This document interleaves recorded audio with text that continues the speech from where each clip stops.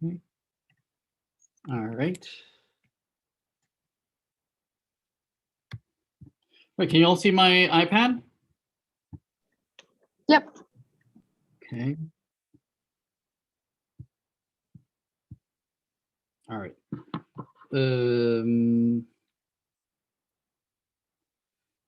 Oh, it's trying to, wait a minute. I don't want to erase what I have there. My iPad, you, 3200. Okay.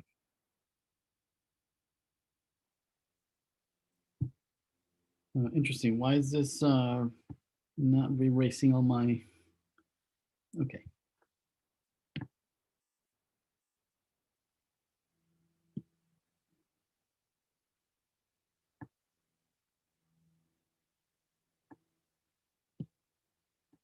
There we go. Okay. All right. Welcome everyone. This is we're going to be taking a look at the an exam that you can use as for studying for the coming exam later this week. I don't know why it's not erasing all at once. And so we'll go over these questions. They are representative of what you should expect for the final exam. And let me see, there's a question on the chat. Hey, Professor, the next and final submission for the project is due on the 26th. Yes, I believe that is correct.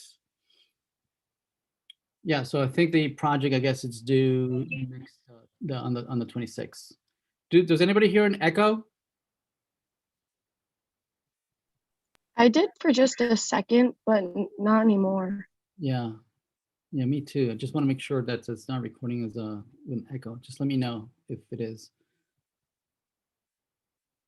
All right, and let me leave the chat open just so folks have questions here.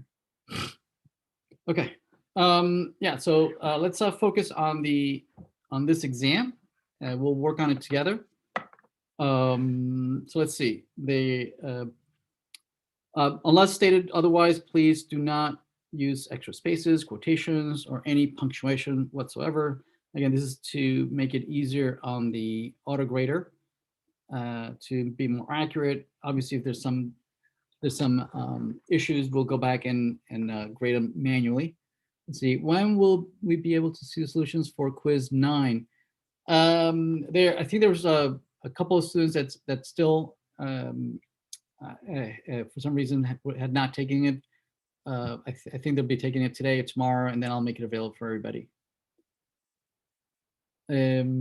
I'll make sure that all the quizzes are released for everybody. But you know, this is definitely the exam that we're going to look over today has representative questions of what you should expect later on the final exam. Please stick to lowercase letters. Although most of the questions we try to make them case insensitive, so it shouldn't matter if you go all uppercase or lowercase or mixture. But just to make it just to be safe, let's standardize on all the answers being lowercase, even if the actual answer might be uppercase or lowercase. I do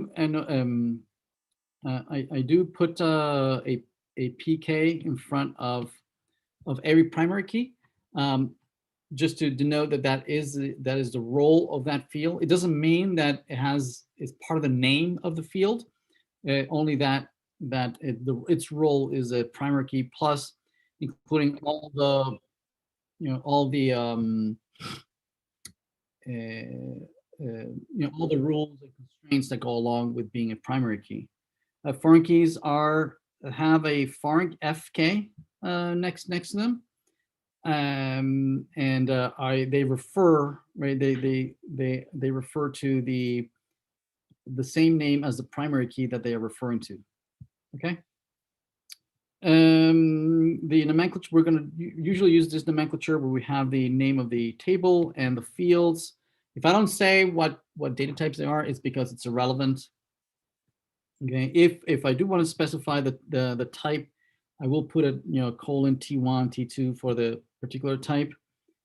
I'll oftentimes put PK next to a field if it's a primary key, or FK if it's a foreign key. Or a field might be both a primary key and a foreign key. Okay. Or you might have a combination of two primary keys, right? Compound primary key, right?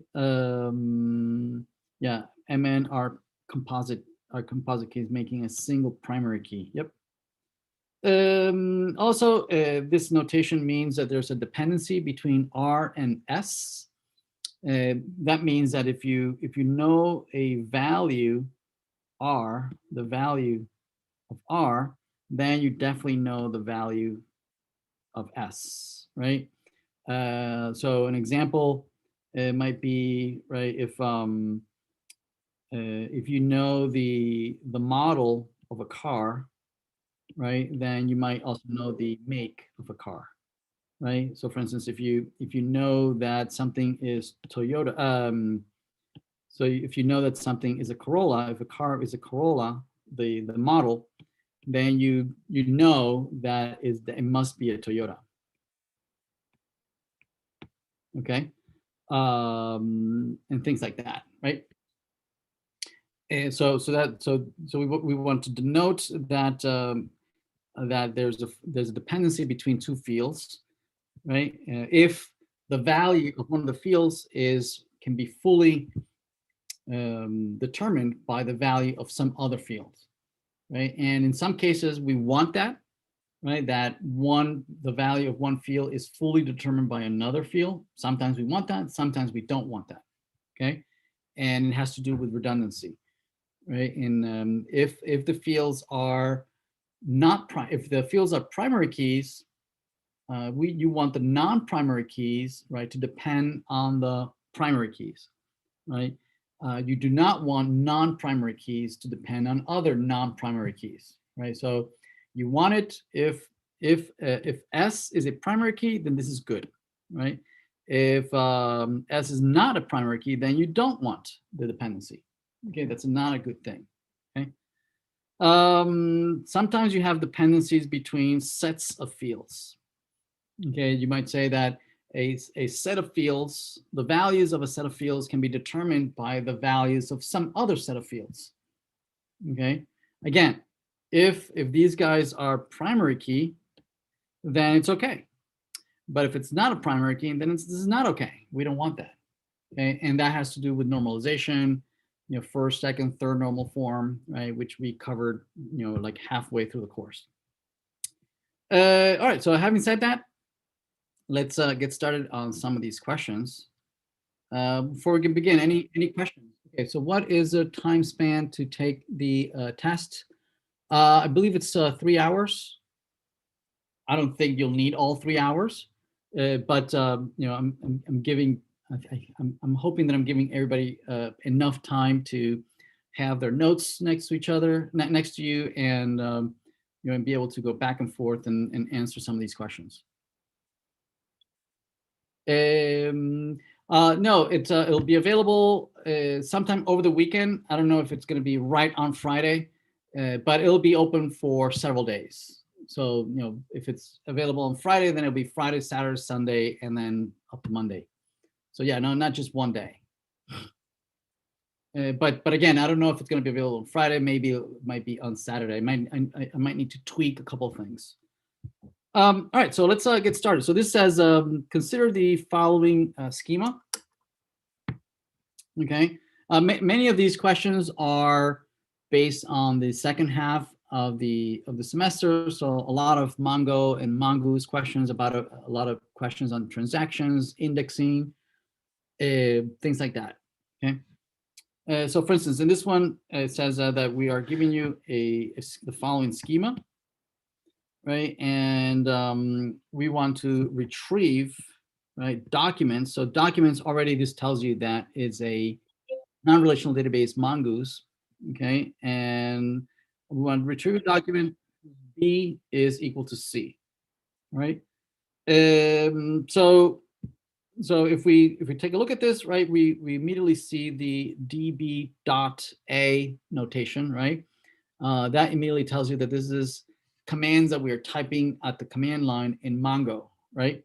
And we know that the syntax, right, of all these commands is, db, then the collection, right, and then the command, right, the command, and then the parameters go in here, and where the command, right, is either find, right, create, right, update, right, and remove. Okay, and depending on which one it is, the arguments are different here. Okay, so this says that we want to retrieve documents, so definitely it's find. Okay, and then whose field B is equal to C, and there's a couple way of doing that.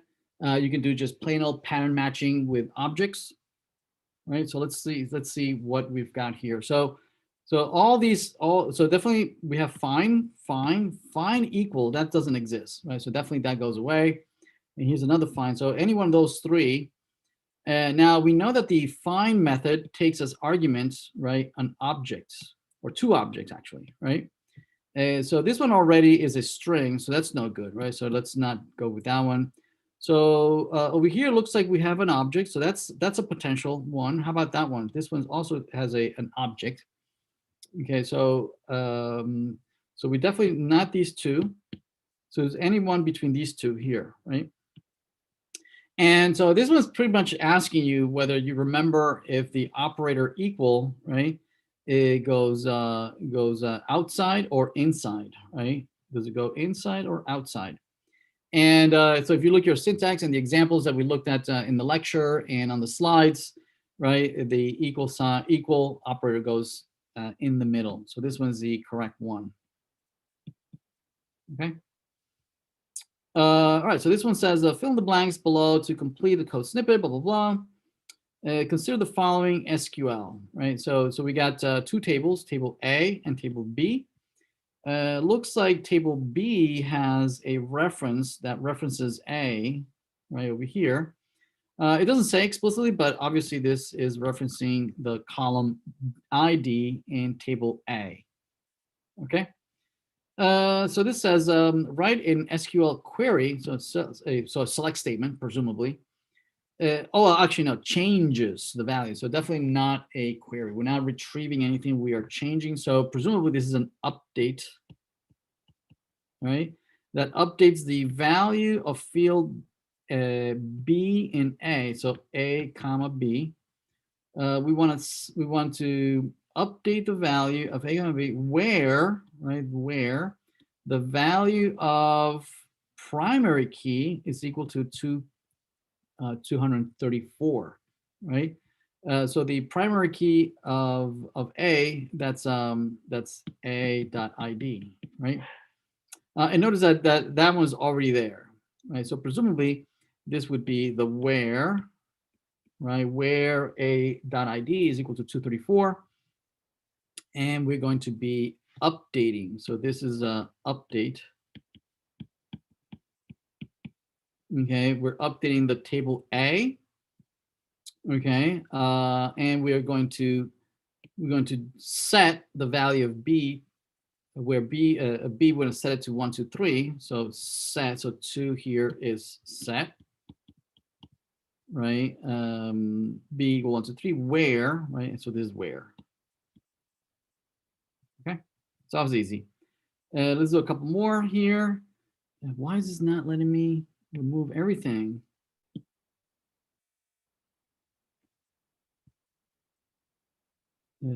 Delete.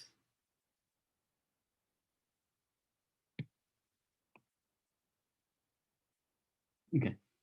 So yeah, so here's another schema, and it looks like it's another Mongo question, right? Where right, because it says retrieve documents, right? Where field B is equal to C, right? And field C is equal to 1. Okay, so this one is a tricky one because it says and, right? And there's a couple ways that we can do and, right? It could be just a simple, find, right? And then you have field 1 value 1 comma, and then field 2 field 2 colon v2, and this is treated as if it were an and, right? Which is we're pattern matching the fields 1 and 2. Okay, but there's also the other ways of doing it where you can do and use the and operator, right? And here you can have an array of predicates. Okay, where each one of these predicates, right? You can have two predicates because presumably we have two fields, B and C, right? So here the one of the predicates might be that B is equal to C, right? And then the second predicate might be that C is equal to 1. So C is equal to 1.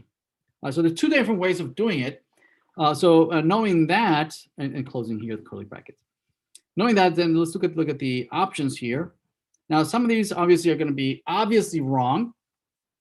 Like for instance, this one is giving me a string. That's invalid syntax, right? So definitely that one's wrong.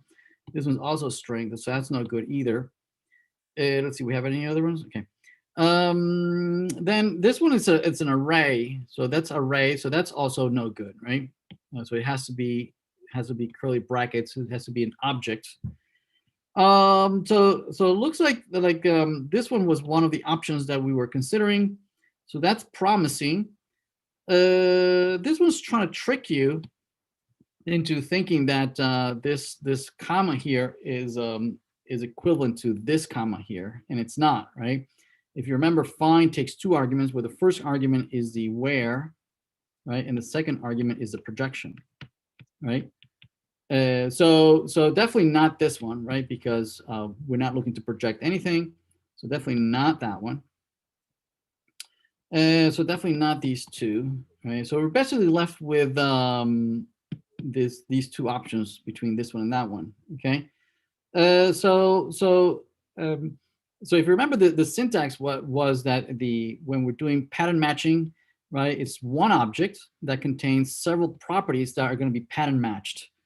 Whereas over here we are, that's one object definitely, but this is not a property, right? And that's not a property, right? So it's expecting property value. So that one is no good either, right? So we're only left with our initial option. Okay. So let's take a look at this one. And so in this one, okay. And this one says, okay, same thing, right? We're going to take the same scheme as before. We have a document, right? We want to replace. Okay, that's important. Replace. Okay. So it says replace a document whose field, right? So whose field B is equal to C, right? And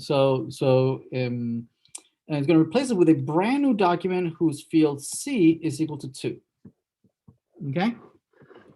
So let's take a look at that, right? So definitely to change something of a record that already exists, definitely we use the update command, right? Like we have here.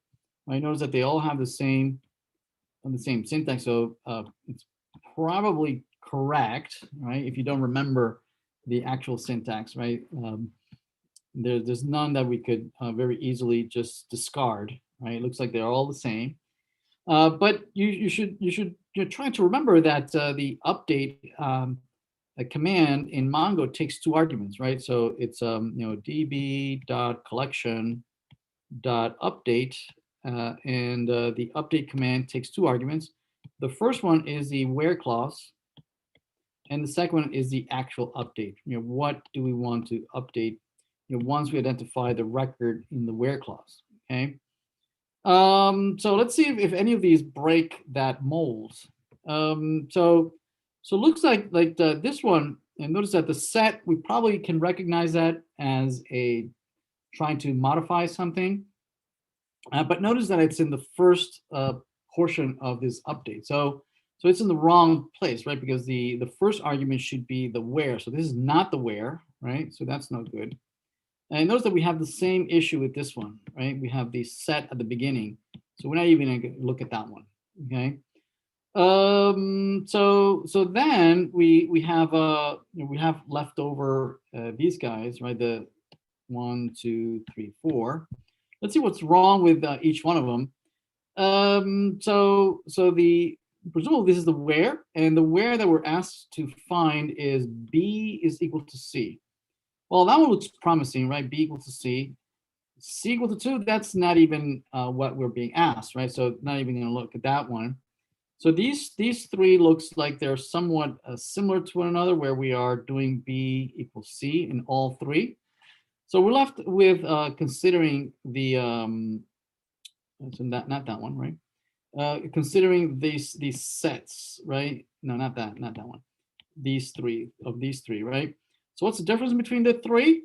Well, let's see. So this is using the set. It looks like the only difference is that they are in opposite positions, right? It looks like they want to update the field C and change it to the value of 2, which I believe it's what they want us to do, right? Something about C equal to 2, okay? So which one would you choose between these two? Well, if you remember if you want to choose one of these two, you remember that the syntax of the set, right? The syntax of the set is not between the variable and the value. It's actually at the beginning, right? So definitely the syntax of this is wrong, right? So definitely not that one. We're not even consider. So now it's between these two.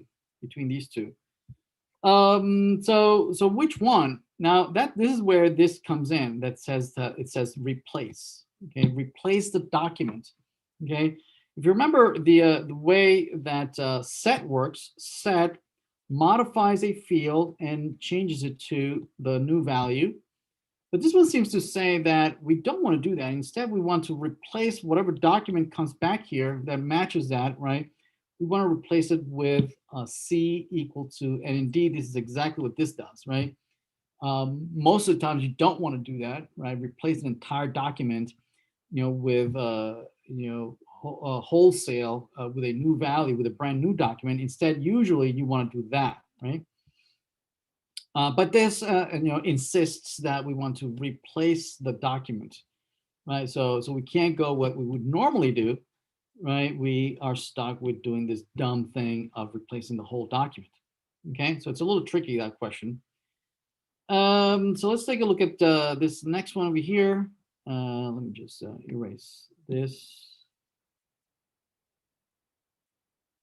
Right, so this says we're given a few two tables here, of which looks like the table A, right, is referencing with a foreign key the table F, right? So it says that says if field D, right, I guess this field right here, right, has a functional dependency with field B, right? So meaning that B depends on B, right? So you will write it as follows. If you have B, you know D, right? So if you know the value of B, then you know the value of D. One depends on the other. And so D depends on B, okay? But it does not, right? It does not depend on C, right? So there's a dependency of like that, goes like that, right? D depends on C, D depends on B, but D does not depend on C, okay? So is that a problem? is there a problem that D depends on B but not on C? Is that an issue? Well, if you remember when we looked at normalization, there were 3 different types of normalization. We have first, second, and third normal form. Okay. Now this one, this seems to be looking at a table that has compound keys, and there was one particular normalization that dealt with compound keys, and it was the second normal form. Remember that? And the second normal form, right, said that it was an issue if a non-key like D or E, right, dependent on just partial on the partial key, right, that are dependent on one of the fields in the key, but not on the other field that it's in the same key, right? That would break second normal form. So this is asking, what normal form is this schema breaking? So it would be second normal form. Now to remember this a little bit, there's a nomenclature that you can remember that says something like in first normal form, their dependency, we're looking to depend on the key. Okay. The second normal form, so this is first NF, right? First normal form. On second normal form, we want to depend on the whole key, right? Which is second normal form. And when we say the whole key, that means that presumably there's the key has more than one field, right? It has multiple fields, so it's a compound key. And the other one is the third normal form, right? Third normal form, and nothing but the key, right? Nothing but the key. Right, so third normal form.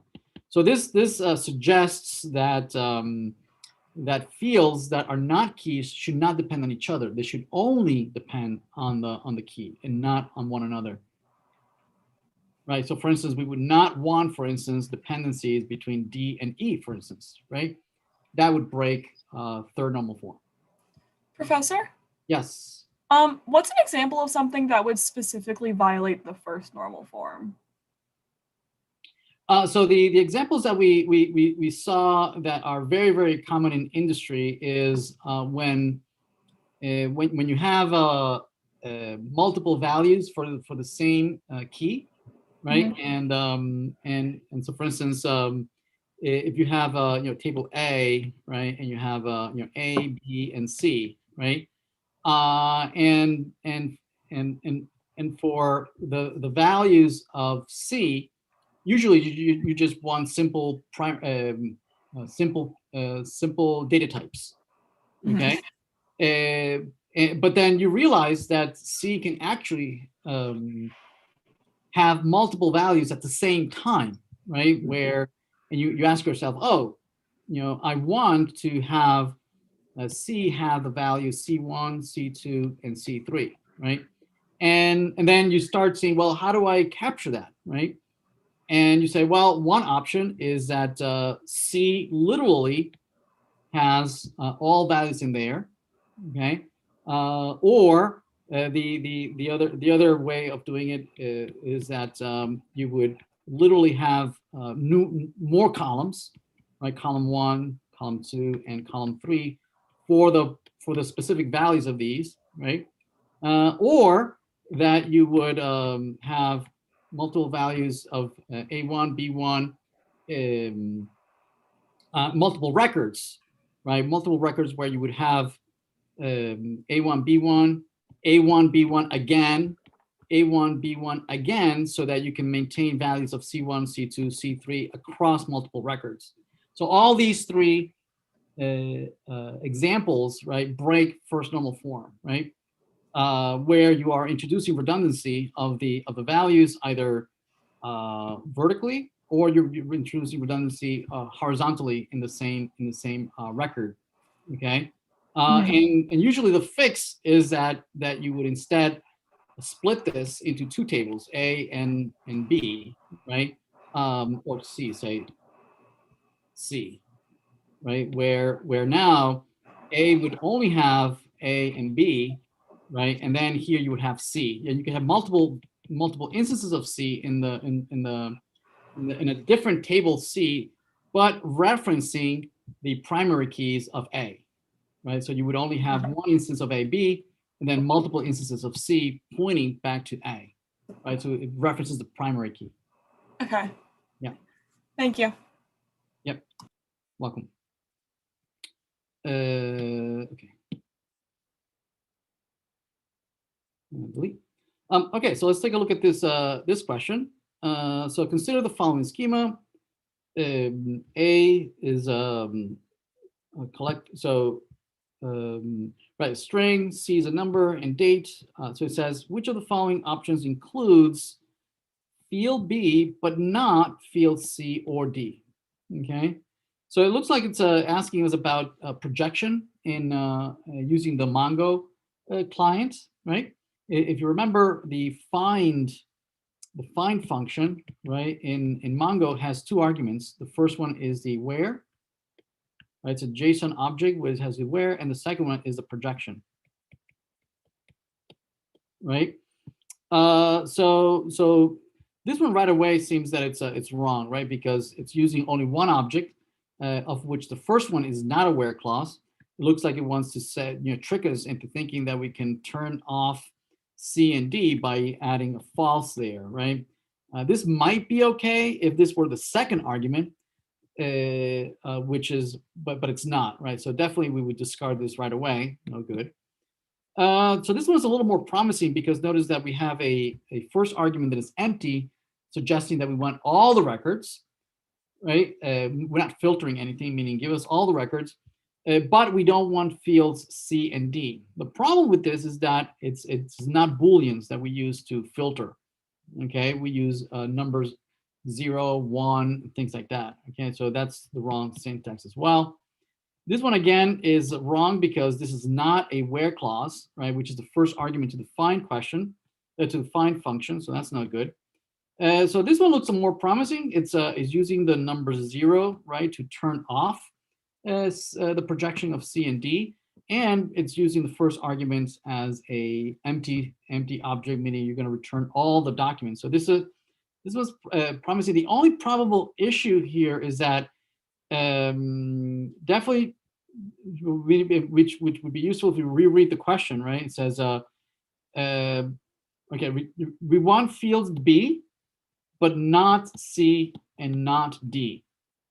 Notice that it doesn't say anything about any other field, right?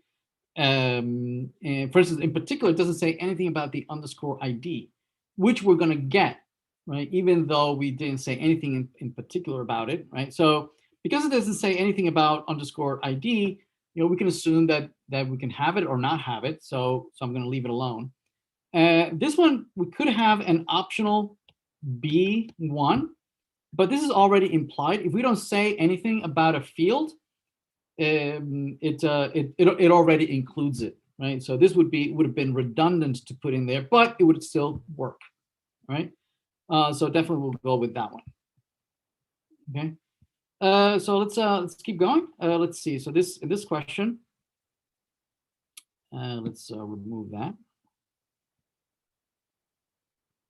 and let's remove that. Oh, okay.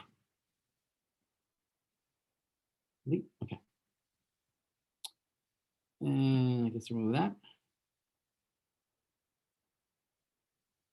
Okay, so in this question, right, we're given two tables, table A and table E, of which table E, right, table E seems to be having a foreign key reference back to table A, right? And even though this doesn't say that it's referencing the primary key, it's implied that it's referencing the primary key. So the question says that what if the tables had the following piece of data, right? We have table A for fields ID, B, and C, and D, right? I, B, C, and D. So I, ID, B, and C. So I guess we don't have D. we have the following values, right? So primary key 1, 2, and 3. Okay.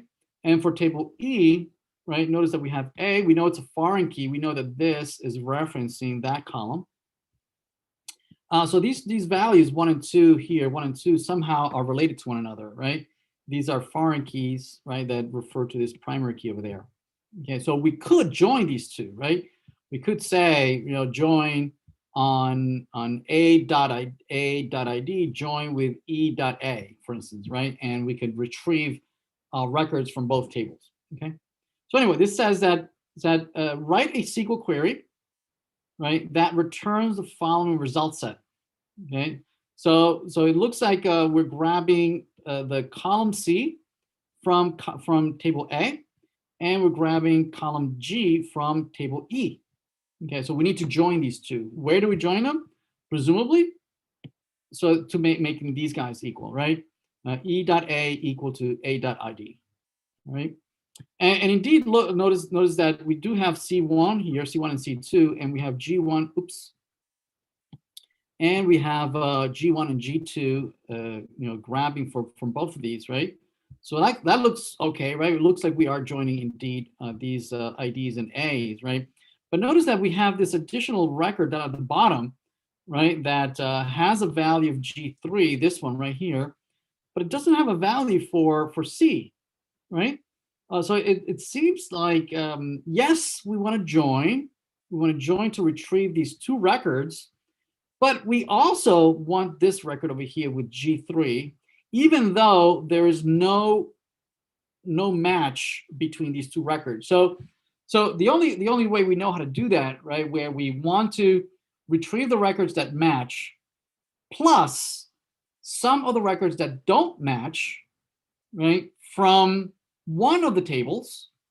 Okay, right. We remember that there are three types of join, right? We have the inner join, right? We have the inner join, inner, right? We have the left join, and then we have the right, oops. We have the right join. Remember that? Okay. So the inner join, or sometimes called natural join, is the one we always use, right? We say where one primary key is equal to some other foreign key, right? The left joins are the same as a natural join, but we can say, hey, I also want the records from the table, even though they might have no match in the other table. Okay. And in particular, that's exactly what we're doing here, right? We are grabbing this G3 record, even though it has no connection with the foreign key on the left table. Okay. All right. So here's the beginning of the select statement. We are grabbing the C record, the C field from A, and we're grabbing the G, right, from E. Okay. So what's left here is, looks like, notice that here we have an on, right, which gives us a hint that we are doing some kind of join. And looks like, let's look at the join. The join is that we're joining the primary key of A, right? We're joining this guy with the foreign key of E, right? The foreign key in E that's referencing the primary key in A. So that's correct, right? So the beginning of that join usually is as starts off with the from clause, right? So from, right, and then you need to mention the two tables that are joining, right? So definitely we're joining A. Okay. And then here we have the choice of choosing one of the joins, right? Whether we are doing an inner join, an outer join, a left outer join, and a right outer join, right? Whatever, all those versions, right? Now, because we are retrieving a record, right, from a table, right, even though it has no match, we have to use either the left join or the right join, right? in this case, because we're putting the A on the left side of this join, and the E is going to be on the right hand side, and we're grabbing the G from the E. Okay, we're going to go with a right join with E, right, on this primary key foreign key. Okay, right, and again, the right is because we are retrieving this record that has no match. Make sense? All right. So how about the next one?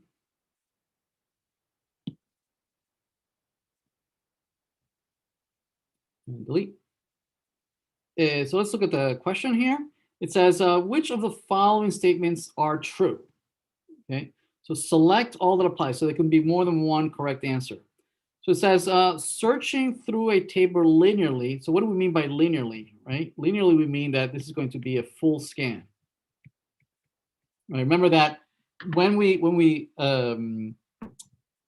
search through a table, there are a couple options, right? The most naive or the simplest way to search through a table is to just iterate over every single record, okay, from the beginning all the way to the end, or at least until you find what you were looking for, right? And that's basically linear search, right? You go one item at a time, comparing whatever to see whether you find whatever it is that you're looking for, right? And that's considered a full scan. Now the alternative is that you use indexing, and in indexing there's several types of indexing, right? Whether you either use a hash, where one of the fields has been used to calculate the position of the record, right? Of where is it physically located, or you've used these tree structures, right, that allow you to organize the keys, right, so that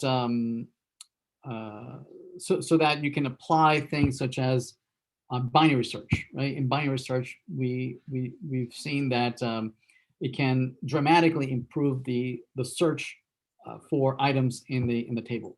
Okay, so this is giving a general statement. Says that searching through a table linearly, meaning one at a time, sometimes it can right.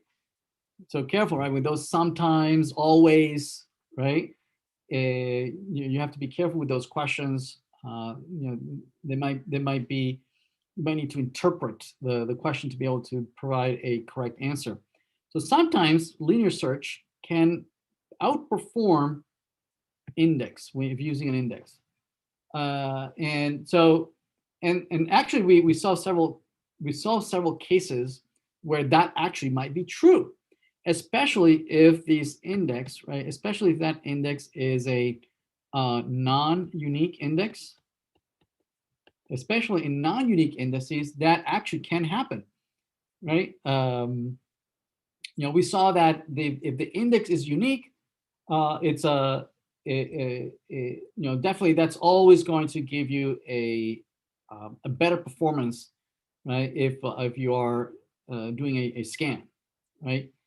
Since you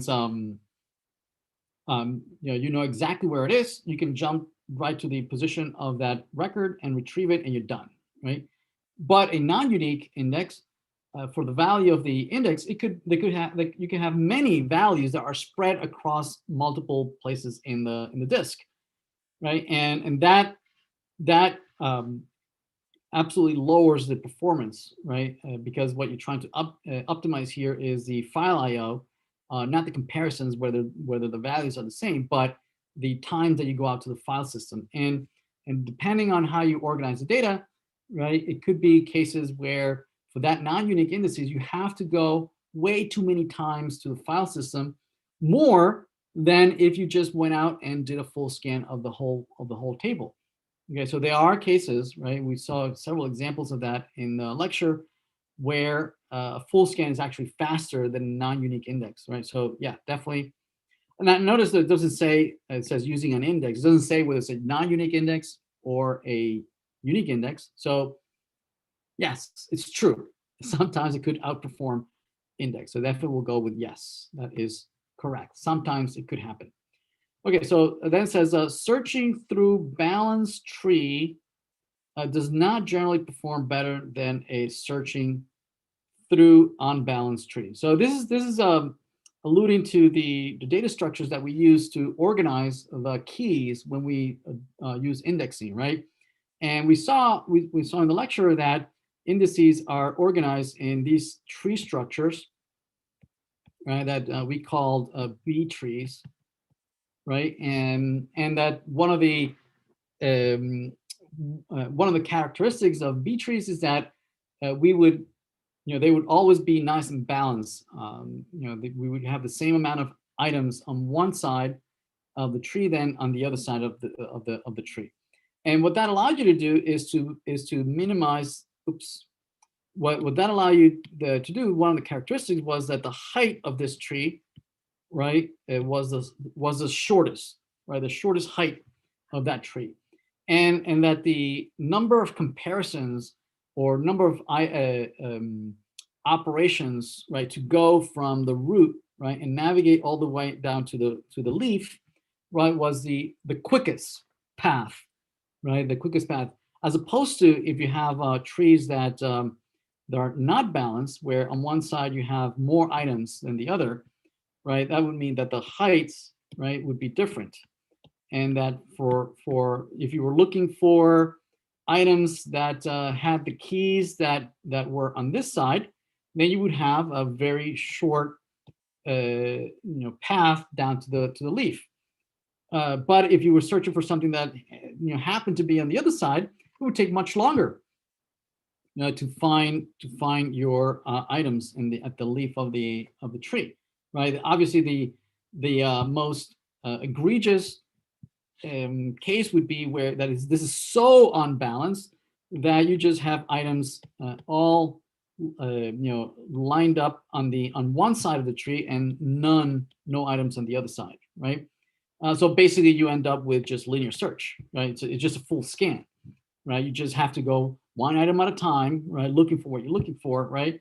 And this is no better than just doing a full scan, okay? So this is the worst case scenario where the height of this is just the number of items that you have on the table, okay? So this is the most egregious one.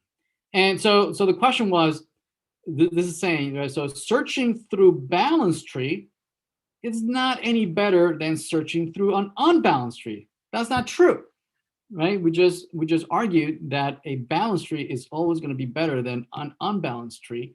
So that's false, okay?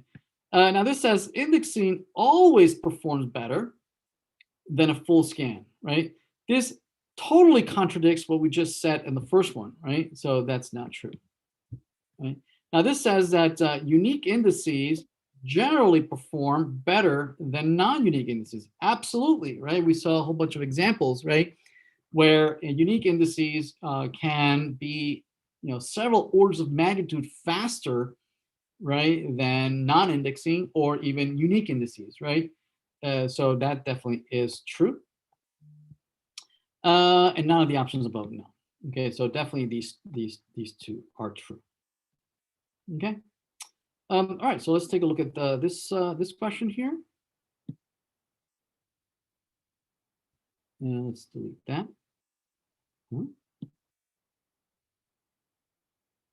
Delete. Okay. All right, so consider this. So we have, again, a Mongo question. Which of the following options inserts a new document where field B is equal to C and field C is equal to 1? Okay. Yeah. So the if you remember the insert operation in Mongo, has this syntax db.collection.insert. Okay. And in general, the argument that you pass is a JSON object with the fields and the values that you want to introduce there. So field 2 and then value 2. Okay. So this one looks promising. This one's no good because it's got some equal signs in there, so that's not a JSON object, so that's no good, right? This one's got some square brackets, so that's not a JSON object. This is again another square bracket, so that's not good. So we're left with this first one that we intuitively selected first. So that one's good. Okay. Actually, there was a whole bunch of other options down below, these two as well, okay, which are just trying to trip you up, right? And notice that there is no dot save, right, in Mongo, right? It is kind of trying to trip you up from trying to confuse you from with the command save in the ORM in Java, right? So this one's no good.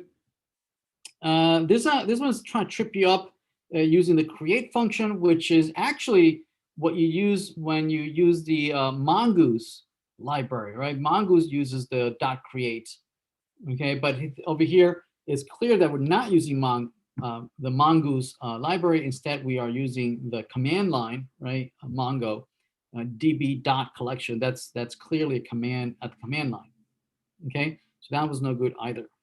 Right, so we're only left with the first option up here. Okay.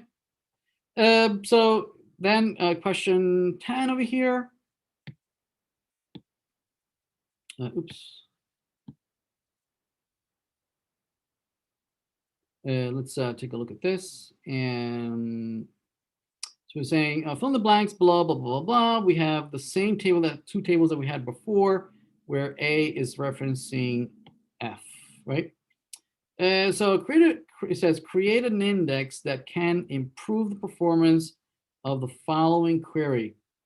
So the query, notice that it's the query is on table A, so the index should be on table A. Also notice that the where clause is using this and operator, right, on two fields, right, C and D.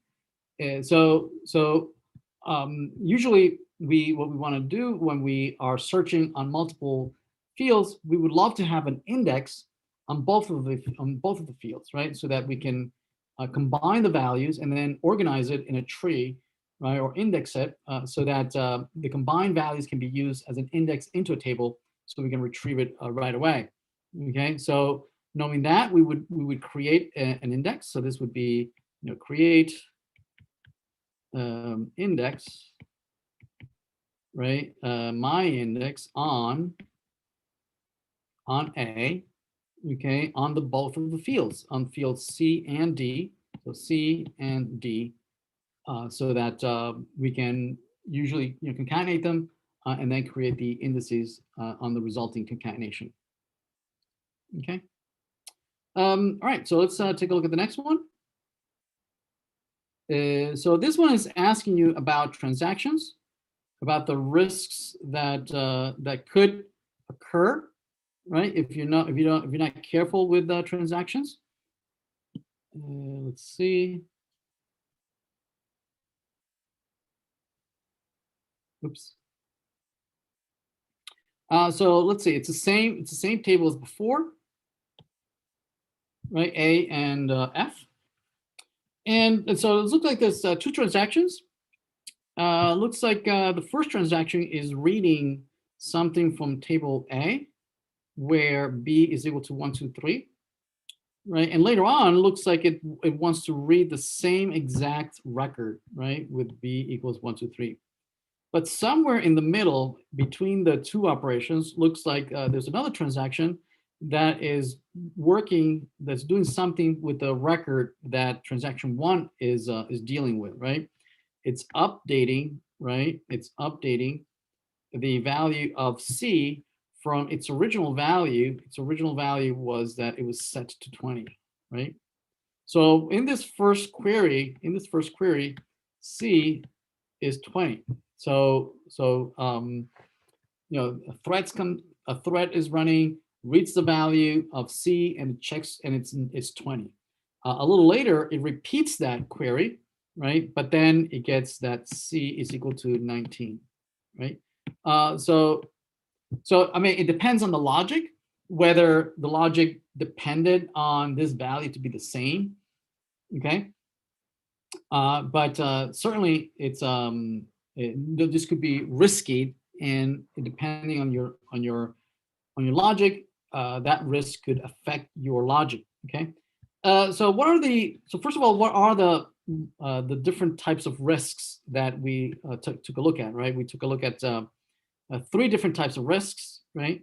So the risks is that you can have a dirty read, right? Actually, we created a table. Now we said the table looked something like this, right? We had the risk on one side, risk, and the risk were what? Is a dirty read, right? We had a non-repeatable read, right? And the other one was a phantom read. Those were the 3 types of risks. And to fix them, right, we use different isolation layers, right? Different isolation layers, and I believe there were 4, right? One of them was that there was no isolation, right? And we call that read uncommitted. Okay, and so this read uncommitted meant that anybody can read and write whenever they wanted, right? And in that case, with no isolation, then you would have this isolation layer would not fix any of these risks, right? So it would not fix any of these. Okay. Now, if you isolate it and said that I'm only going to read committed, only I'm going to read things that have been committed to the database, then that fixes the first one. It fixes the dirty read, okay? Meaning that if somebody is working on a piece of data, I'm not going to read it until they're done, right? Once they're committed, then I know the value has settled, and I can go in and read it. Okay. Then but this one does not fix these additional risks, right? So these things could still happen, right?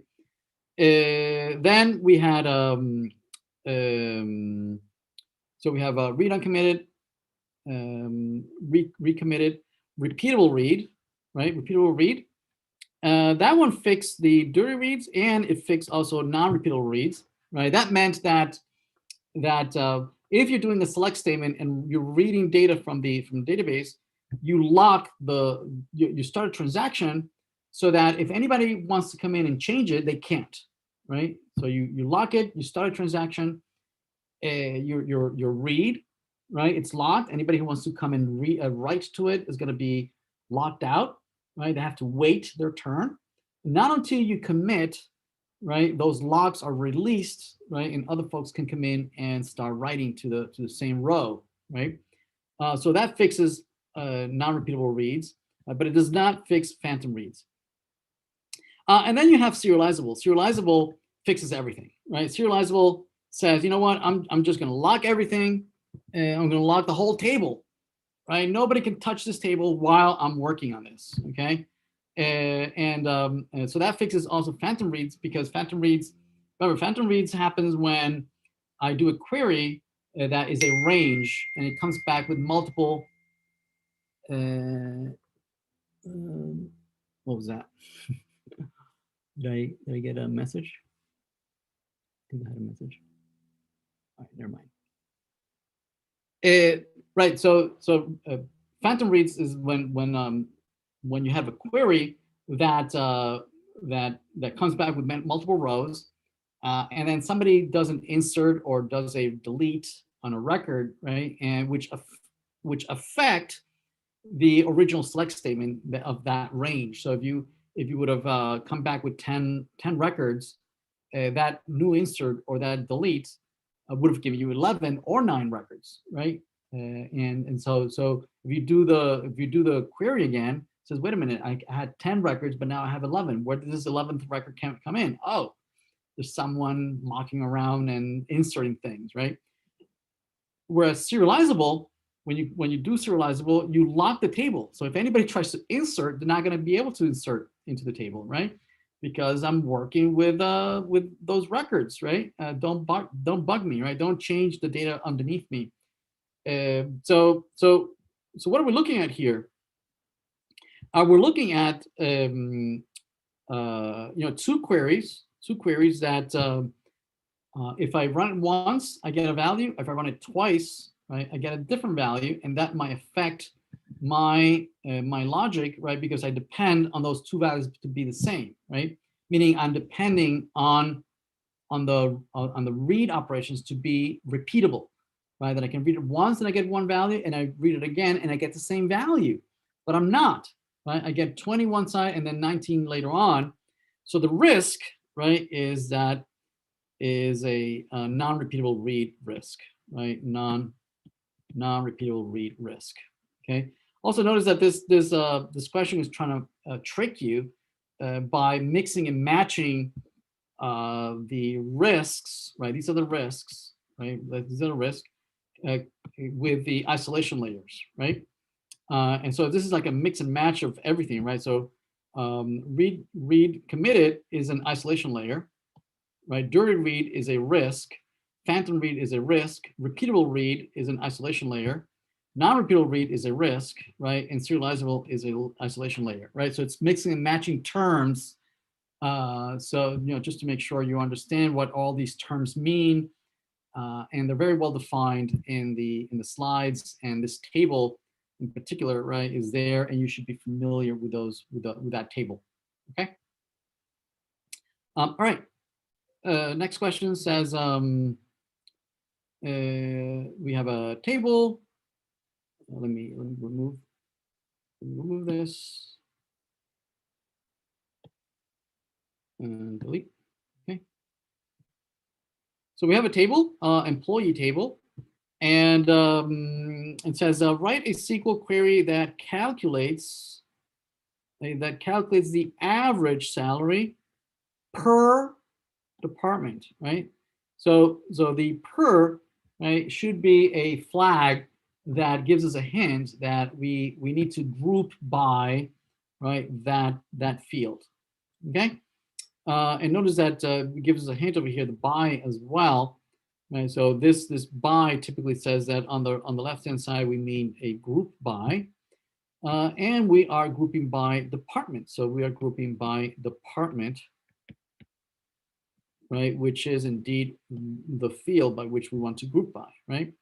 And as we group by, and we create a department bucket, right, and we put records that are in the same department in the same bucket, right? When you fall in a bucket, we average out those records that fell in that bucket. Okay, and what are we gonna we're gonna aggregate the values of the records in that same bucket by averaging. So this is average. We're gonna average out what? We're averaging the salary. So there's a salary field here. So we're averaging the salary, right? And then we're renaming it. Okay. Then here we're asking the another Mongo question, right, where we give you a schema, and then we're asking which of the following options retrieves the documents whose field is B is equal to C. Okay. All right, so basically, it's a Mongo question, right? We have a DBA find that looks syntactically correct, right? But if we remember, the find always takes can take two objects, of which one of them is the where clause and the other one is the projection, right? So this definitely is not an object, right? So definitely not that one. This one is promising, right? We don't know, maybe.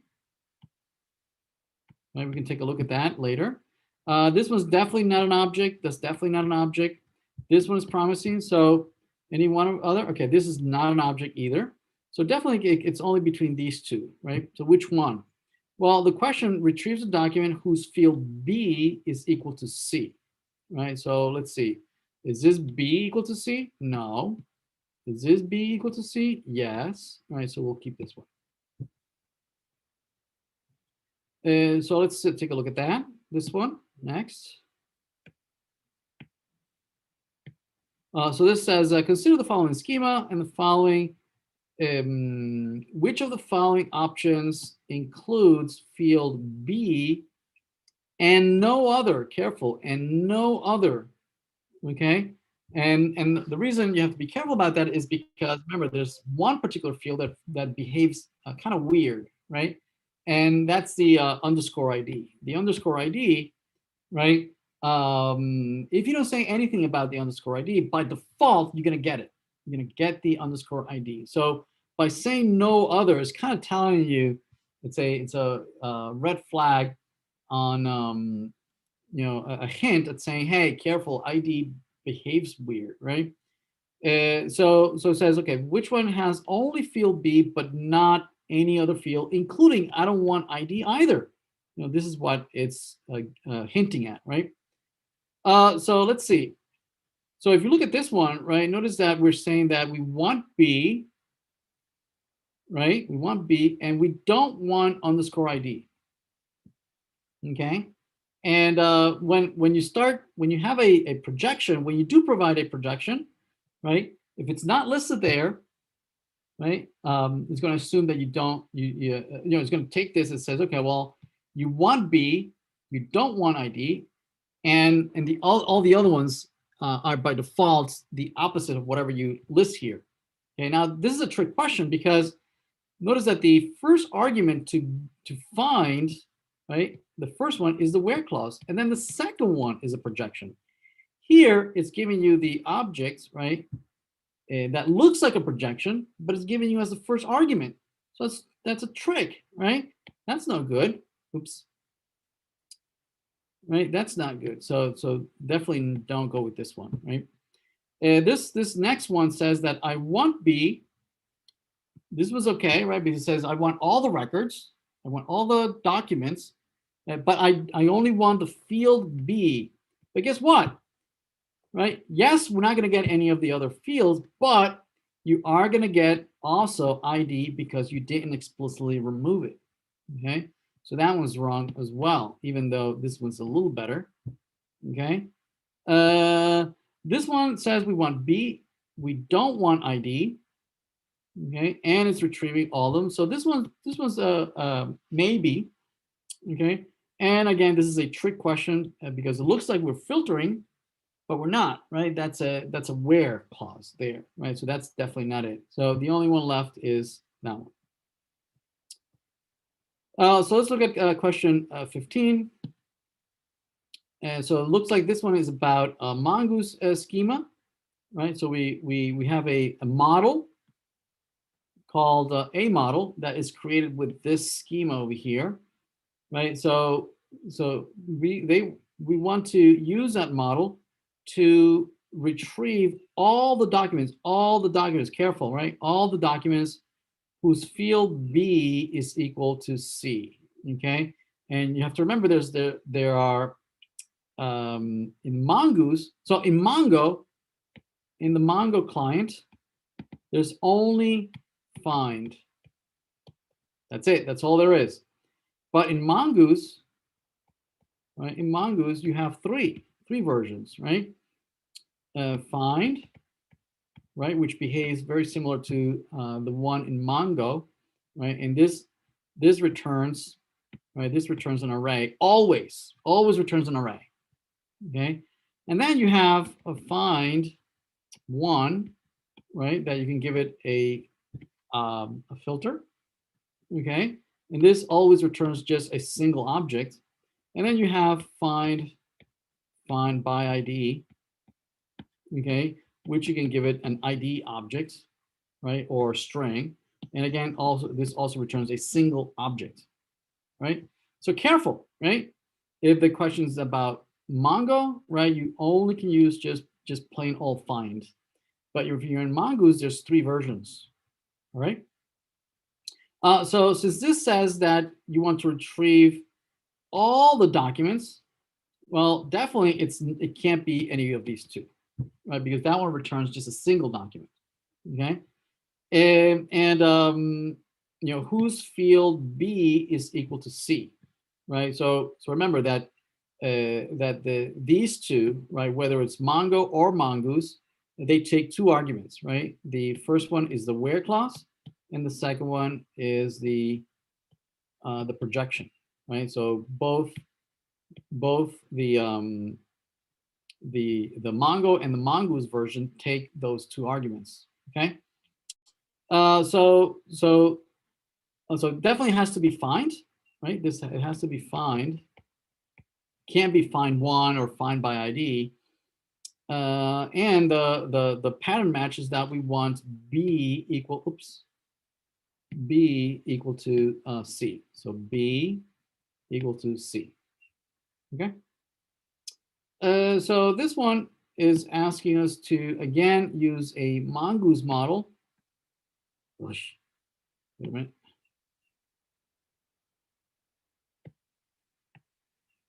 Okay, to update a document, whose field is set B sets to C, right? And then modify only the field C, and I want to update it with set it to 234.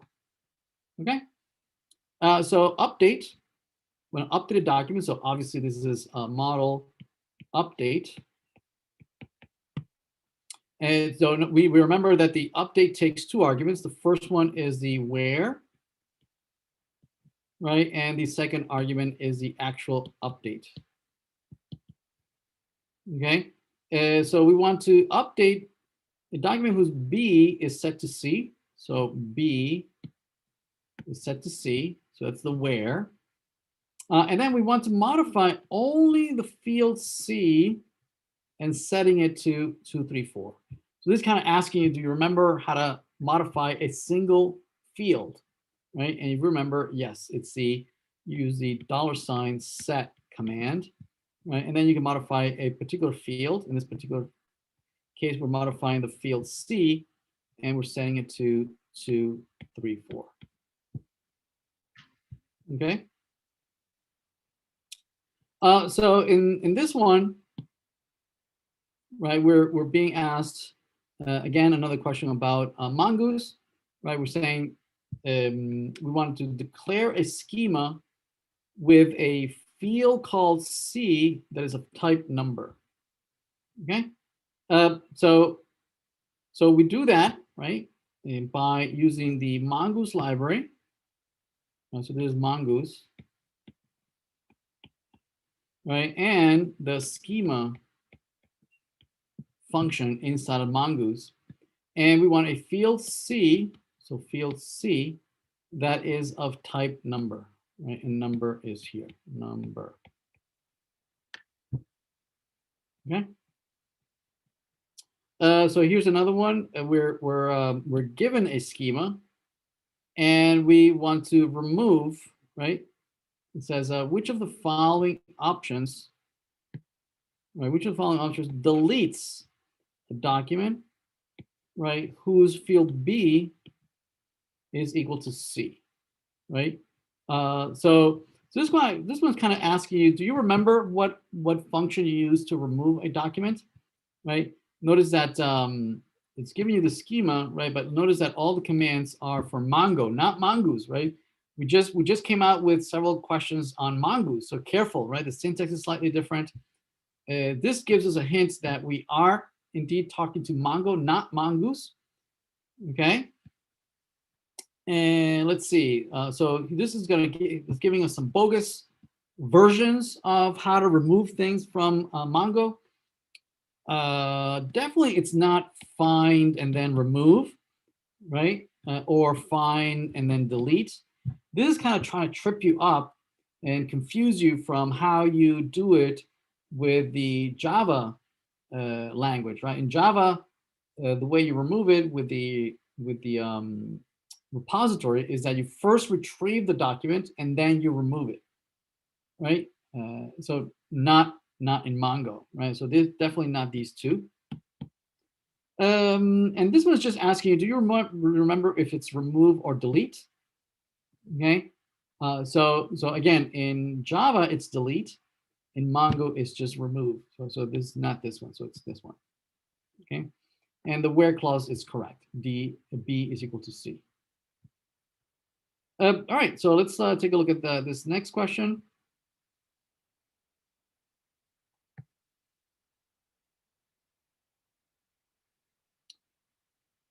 And so this is another transactional question. It's the same table as before, right? A referring to F. So it looks like C has initial value of 20, just like before, right?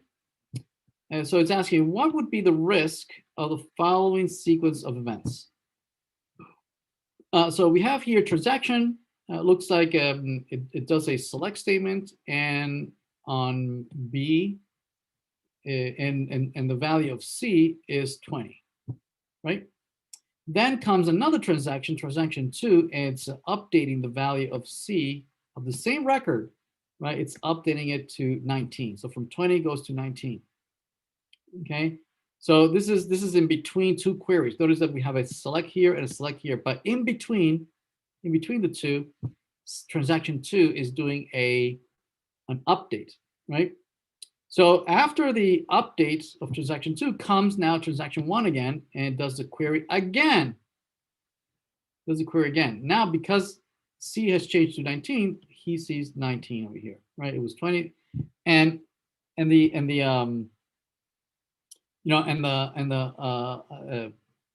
the thread or the logic that's running transaction 1, scratches their heads and saying, wait, what, how does this change, right? But not only that, right? Even though transaction 2 changed the value, it rolls it back, meaning puts it back to 20 the way it was, right? So what happened here was that transaction 1 was reading, the value of C that was still in transit, right? We had not settled on the value of C. It was 20, then it went up to 20, then it went down to 19, and then we went back to 20, right? So it's this, which one should we believe? Okay. So basically the issue here is that I was reading data that was not yet committed, right? And when I read data that's not committed, I am risking on committing a dirty read, right? That I'm reading data that is dirty, right? That is not yet cleaned and pristine and has yet settled. Okay. Okay, let's look at this one over here. So this one says, given the following schema, which of the following options, right, retrieves a document whose field C is greater than 1? Okay. So yeah. Just a quick rundown. We noticed that we are talking to Mongo, not Mongoose, right? We are using in Mongo, we only have find. That's all we have, right? In Mongoose, we have find by ID, and find 1. Okay. We don't, nowhere do we have find greater than, so definitely not that one. Okay. So the other ones are kind of asking you, do you know the syntax of the find method, right? So definitely not, the find method doesn't take a string, right? So definitely I'm not even going to look at that, right? So between these two, it's kind of asking you, hey, do you remember if the greater operator comes before or after, right? Is it in between or at the beginning, right? And if you look at your notes, you'll realize that all these operators go in between the variable and the value, okay, as if you were doing, C, greater than, C is greater than 1, like that, okay? So yeah, it's this one. Now there's several other operators that you should be familiar with. $, greater than, right? Greater than. Also, there's a greater than or equal. There's less than. There's less than or equal. There's also just plain all equal. There's also $, not equal, right? And there is $, in, right? So those might definitely just read up on the slides, right, and be familiar how they work. So these obviously are behave more or less like you would expect, right? This one's slightly different. That is useful for arrays. Okay, so let's keep going. Let's take a look at this one. So this one's a Mongoose question, where we're giving you we're asking you to declare a schema with a field B of type string that stores a document in a collection called A, right? So if you remember when you're declaring a schema, you can specify what collection do you want the data to be stored, right? And so we use the Mongoose library. So this right here, right? It's Mongoose here. Mongoose. We're declaring a schema. So schema. Okay, and so we are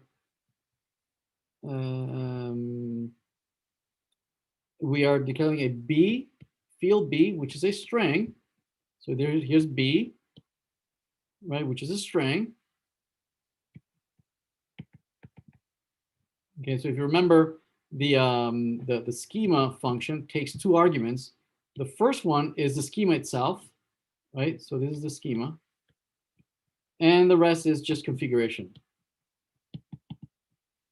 Okay, one of the configurations that we're doing is that we're saying that we want to store all our data in a collection called, what do we call it?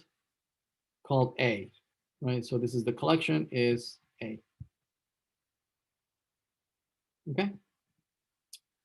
Then here we have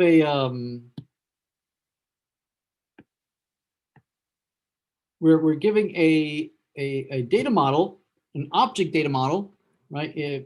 Documented as a UML diagram, and we want to write an equivalent relational model, right? Meaning with tables. Okay.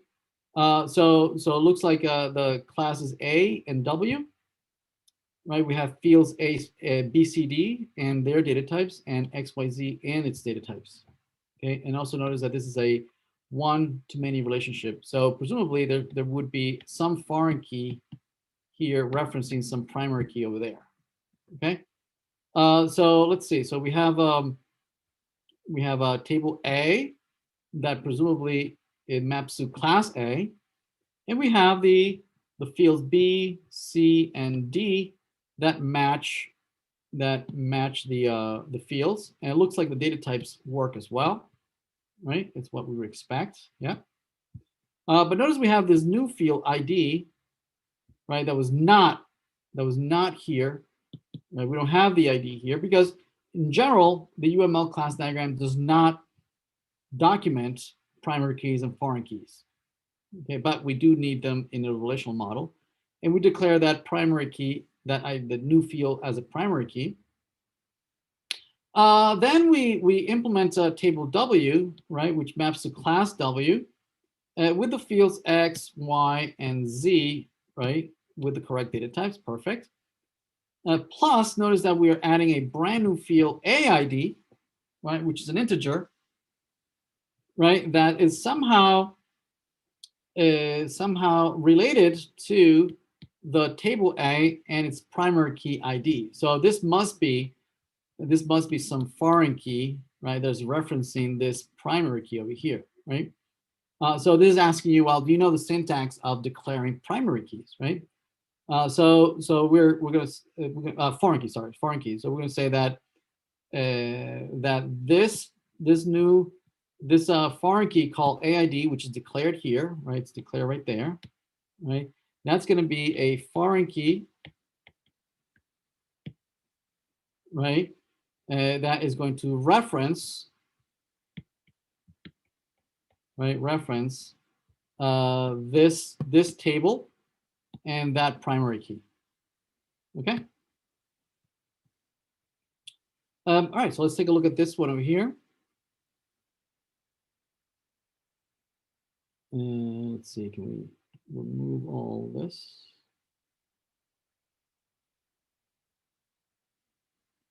Delete that. Okay. So this one's asking you, so declare a schema with a field C is of number and it has a default value of 2. Okay. So yeah. So here the syntax is that you declare a mongoose. You use the mongoose library, right? And the schema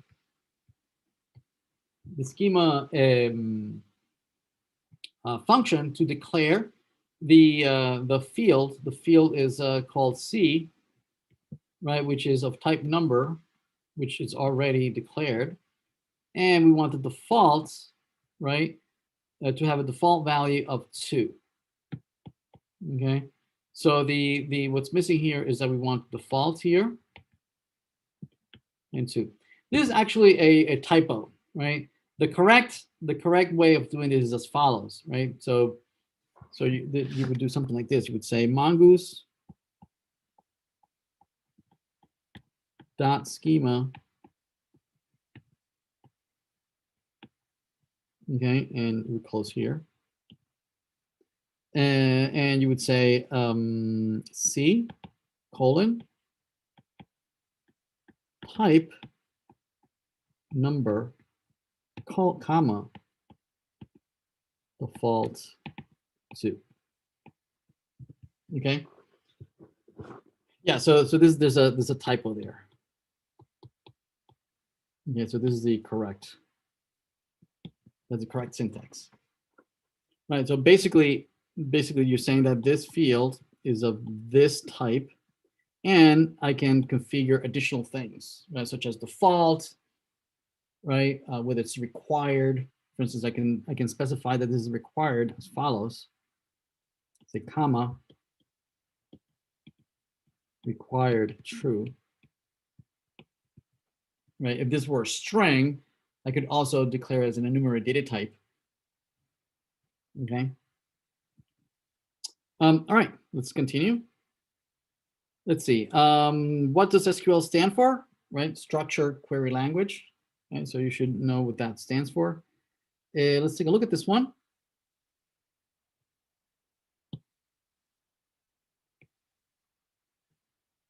Okay, so fill in the blanks below to complete. Right, so we want to declare Mongoose schema with a required field of type date. Right, so it's a required field. This one also has a typo. Right, this one's a typo. So let me fix that. So the declaration would be something like mongoose dot schema, and the required field D of type date. All right, so this is D of type date, and it's required.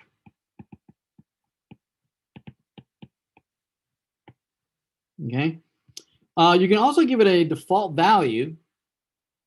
Let me show you how you can give it a default value. You can say default,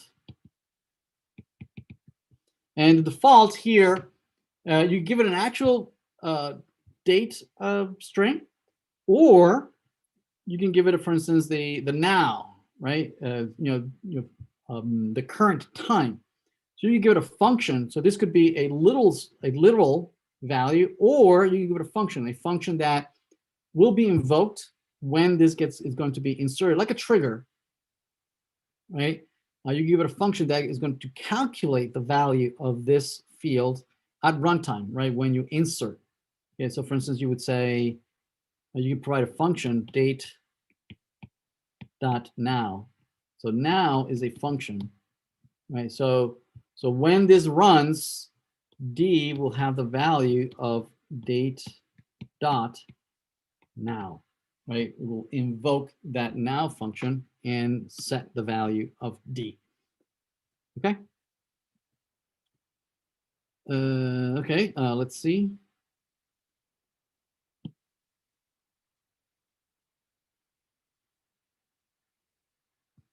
All right. So let's look at this question here. Fill in the blanks. Call here. Fill in the blanks. Complete blah blah blah. Give a mongoose model a model. Create the following mongoose schema.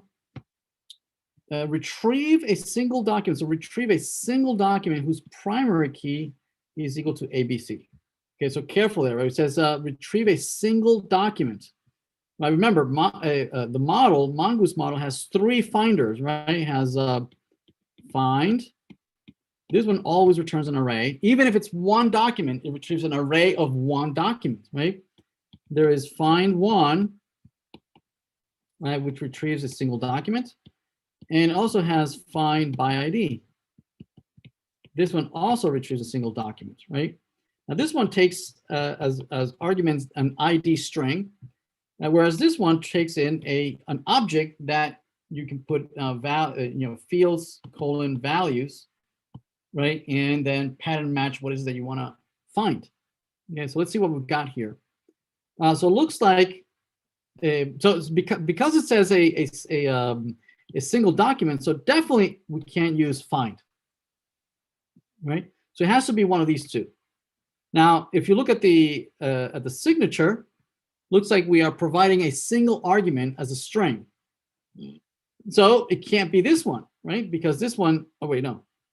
Yeah, actually it needs to be that one. It needs to be this one, which takes as argument an ID as opposed to as an object, right? So we're going to use this one, find by ID. So this is find by ID, right? And the string is ABC. So this is ABC. Okay. All right, let's do a couple more. And let's remove that. Okay, so create a new document. Okay, so given a model, blah, blah, blah, create a new document whose field B is set to C and field C is set to 1, 2, 3. So basically just you want to insert. Now we got to be careful when we insert, because in Mongo we use the insert keyword, whereas in Mongoose we use the keyword create, right? So this is create because we are in Mongoose. And the 2 fields that we're using is, C is set to 1, 2, 3. So this 1, 2, 3, definitely this needs to be C. And then, so this one is just B is set to C. Okay. All right, a couple more. So here's that. Delete. All right, so consider the following schema. So again, A is referencing F. Now, so if field D has a functional dependency on E, meaning if you have E, you can know D, right? So D depends on E, but not on B or C. So meaning that there's a dependency between these 2 guys, right? Right? But we don't know. We were saying that it does not depend on either C or B. It does not depend. Okay, so that should immediately flag this as breaking a normalization, right? If you remember, first normal form, it needs to depend on the primary key. Second normal form says it had to depend on the whole key, right? So that's when there's dependency on partial keys or partial of the primary key, and normal function normalization normal form 3, right? That it cannot depend on anything but the key, and this is clearly breaking that, right? Because it's depending between the fields, right? Non-key fields, we don't want that. Okay, so definitely is going to, it's this one, number 3 here. Okay. All right, folks, that's all I have for you. Take a look at the video to review this. Also, this PDF is available on Piazza on one of the posts, and to prepare for the exam. Again, the exam should be available over the weekend for a couple of days, and that's it. That's it. Today's the last day we're meeting. It's I had a blast. I hope you found this as interesting as I hope you did, and have a good luck on completing the projects and for the remainder of the semester. All right. All right, folks. Thank you, Professor. Thank you. Take care. Thank you, Professor. Bye. Thank you, Professor.